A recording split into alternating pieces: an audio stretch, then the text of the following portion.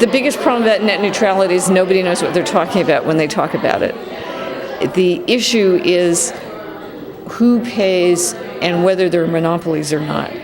So there's a whole lot of, I think, disingenuous discussion about control without ever really looking at the fundamental issue, which is somebody's got to pay for more bandwidth if consumers are going to be uploading and downloading video.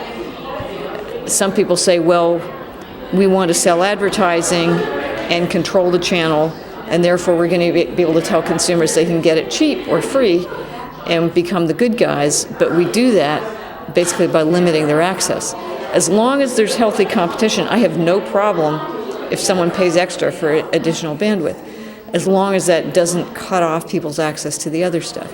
The challenge is when you have, especially when you have local cable companies who are going to limit people's access, the same way the cell phone companies will give you sort of their platform without letting you get to the rest of the web. That's when you have a problem. But net neutrality basically means whatever you want it to mean. For example, AT&T just signed an agreement that they would basically, they said, well, we'll observe these principles of net neutrality for everything except internet TV, which of course is what the net neutrality battle is all about. So it was a kind of useless exemption.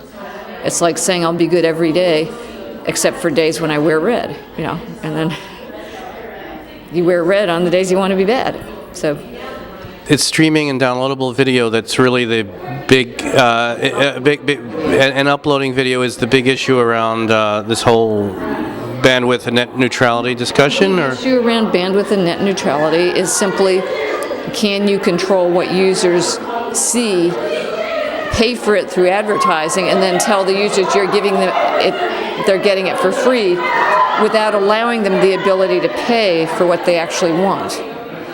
And so there's this disingenuous discussion of, if you don't allow us to pay extra, you're not going to get free content. Well, of course not, but let the consumer decide whether they want paid or subsidized. Where do you think the legislation might go and the impact that it could have? Do you think about that? Or I think we'll muddle through. I mean, what really will happen is if anything's too egregious, we'll sort of stop it eventually. But yeah, companies will throw their weight around and it'll,